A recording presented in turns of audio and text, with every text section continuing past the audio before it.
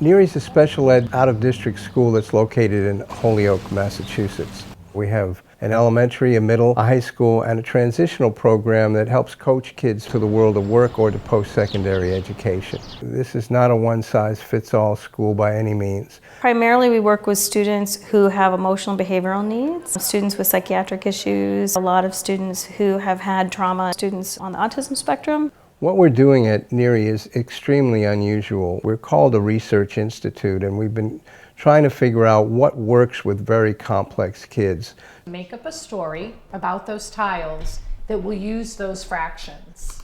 If a child is a visual learner, I can use visual cues. If they're kinesthetic, I can use manipulatives with them. If they're auditory, then I can talk to them. And if they're not, then I know too many words is just going to confuse them. Often people see students who act out or who shut down in class as resistant, choosing to not do it. But it's not necessarily an attitude problem. We found that there are often underlying reasons related to neurology and sensory needs that play a huge role in these kinds of behaviors. 5, 6, 7, 8. So as we began to do this work with students, we began to see big changes in learning ability and in behavior. A lot of the kids come in and they're almost like jumping out of their skin, so to speak. To see a kid gradually work their way to where they can spend 25 minutes or even a whole period in class, it's just a beautiful thing. It's almost like seeing a caterpillar transition into a butterfly. Apple, egg, We get kids here who have had trouble learning how to read, and there's usually some kind of reason. So we try to take another avenue. Through different senses, we enter the brain in a different way than just looking at a letter. These exercises help me because I can't just sit in the desk and figure things out like that. I have to be active or doing something physical to actually learn. NEARI is beating all the national averages on reading growth for kids similar to our own population. Most of the kids here haven't felt like they've belonged to anything. They've felt left out. And the first thing that we do when they get to NEARI is make sure they know how happy we are that they're here. We spend a lot of time making sure they have a culture that's safe, they can share things. Is this going to be a British person or a colonist? Braden has been doing phenomenal since coming to NEARI. He wants to come to school every day, which is huge. He's not coming home from school and having a 4-hour-long meltdown, so it's changed our entire life. We have more time to be together as a family and enjoy those moments like we should be able to.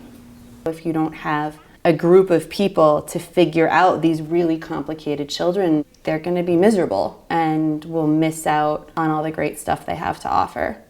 We marry both the best of traditional approaches and assessments with innovative practices that are evidence-based as well. 8, 9, There's a level of development that all children should go through. When you miss these milestones, we kind of built faulty and maladaptive patterns, so we're kind of disorganized in our brain and how we move. And what this class does is it helps reconnect with those milestones so we can reach a place where we're kind of on autopilot, where we don't have to worry about what is our body doing and where is it. We're able to sit at a desk, we're able to use a pen or pencil, we're able to listen, and we're able to attend. So this Boost Up program is designed to help kids reach a good level of academic readiness. We find that working with pets really helps with teaching empathy and helps with regulation. Students will also ask for pappy time when they need sensory in order to really just cuddle with something and feel that unconditional love that we all need. Does this help you feel grounded? Yeah, makes me tired as well. Right? It's relaxing. This is a form of deep pressure, and it helps ground. When we get a massage, we know what that feels like. We know when we receive a hug, what that feels like. This is a way to receive the same thing for people who haven't received it. Sometimes when we're dysregulated, this gives us the opportunity to be in the present. What we sometimes see with Roger is the anger. We've developed such a relationship that he'll come in and say, this is what's going on, and I think I need the weighted vest.